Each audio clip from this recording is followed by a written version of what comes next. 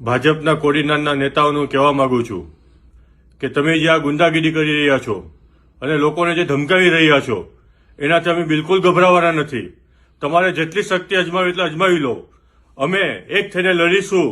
કારણ કે ગઈકાલે રાત્રે હું દરેક લોકોને કહેવા માંગુ છું કે જ્યાં આપણા ઉમેદવારો હતા ત્યાં રાત્રે હોટલમાં પોલીસને મોકલવામાં આવી અને ઉમેદવારોને લઈ અને પોલીસ સ્ટેશને ગયા. અને એટલું જ નહીં, ત્યાં જઈને પૂછવામાં આવ્યું છે કે તમને શું જબરજસ્તીથી લાવવામાં આવ્યા છે, બળજબરીથી તમે અહીં આવ્યા છો કે શું છે, તમારી પાસે કોઈ તમને ધાક ધમકી આપી છે? ત્યારે દરેક ઉમેદવારે એક જ વસ્તુ કરી છે કે ન્યા અમે અમારી જાતે આવ્યા છે અને અમે અહીંયા દર્શન માટે આવ્યા છે. ત્યારે હું ભાજપના નેતાને કહેવા માંગુ છું કે આખી રાત્રે 3-4 વાગ્યા સુધી તમે અમારા લોકોને હેરાન કર્યા, પરેશાન કર્યા અને કંઈ નહીં ચાલ્યું. તો તમે રાત્રે મનોજભાઈ મોદીને ત્યાંથી લઈ અને અત્યારે ગીર સોમનાથ પોલીસ સ્ટેશને તમે લઈ જાઓ છો. અમને એવી જાણ મળી છે કે તમે એવો આક્ષેપ કર્યો છે કે ભાજપના 2 ઉમેદવારોને કોંગ્રેસવાળા ઉઠાવી ગયા છે. હું તમને એ કહેવા માંગુ છું કે કોંગ્રેસવાળા કોઈને ઉઠાવતા નથી, એ તમારો ધંધો છે. તમે લોકો ઉઠાવો છો. તમે કેટલા એમએલએને વિચારતા ખરીદી રહ્યા છે. તમારાથી એક હાર સ્વીકારાતી નથી. તમને શરમ આવી જોઈએ. તમારે ચૂલું પર પાણીમાં ડૂબી મરવી જોઈએ.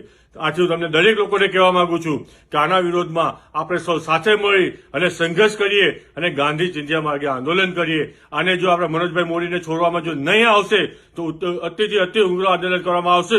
એની તમામ જવાબદારી ગીર સોમનાથની પોલીસને જવાબદાર રહેશે.